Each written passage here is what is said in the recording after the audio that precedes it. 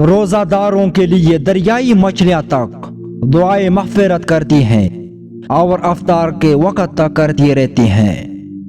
صبر کے ساتھ اس کے فیصلوں کا انتظار کرو اور بے فکر ہو جاؤ۔ وہ سحری کا مزہ، وہ افطار کا انتظار، وہ قرآن کی تلاوت، وہ روزے کا نور۔ اللہ تعالیٰ کی رحمت کی نشانی یہ ہے کہ انسان کو اپنے عیب نظر آنے شروع ہو جاتے ہیں۔ رمضان کا نام نہیں بھوکے رہنے کا، یہ نام ہے خود کو پاک کرنے کا۔ افطار کے وقت روزے دار کی دعائیں رد نہیں ہوتی، لہذا زیادہ سے زیادہ دعا کیا کرے۔ جانتے ہو تمہیں آزمائش میں ڈالنے سے پہلے وہ تمہیں آزمائش سے نکالنے کا وسیلہ بناتا ہے۔ ساری دنیا کے رہنماؤں کی رہنمائی کچھ نہیں کر سکتی اگر آپ کچھ کرنا نہ چاہے۔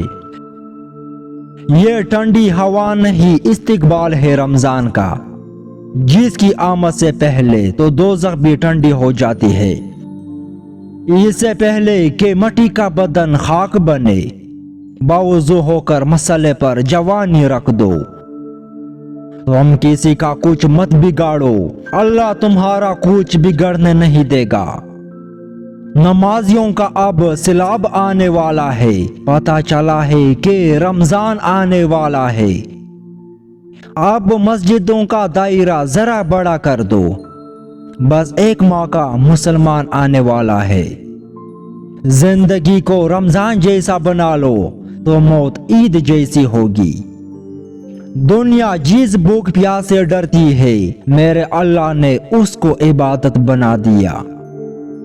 آنسو وہ خاموش دعائیں ہیں جو صرف رب ہی سن سکتا ہے، اور جب وہ امت کو بخشنے پہ آتا ہے تو تحفے میں رمضان دیتا ہے۔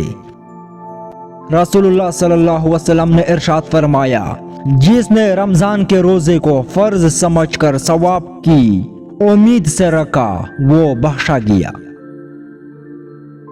رسول اللہ صلی اللہ علیہ وسلم نے ارشاد فرمایا، ہر چیز کی زکوٰۃ ہوتی ہے اور جسم کی زکوٰۃ روزہ ہے۔ اللہ تعالیٰ اس مبارک مہینے کے صدقے آپ کی تمام پریشانیاں دور کر دے اور آپ کا دامن خوشیوں سے بھر دے۔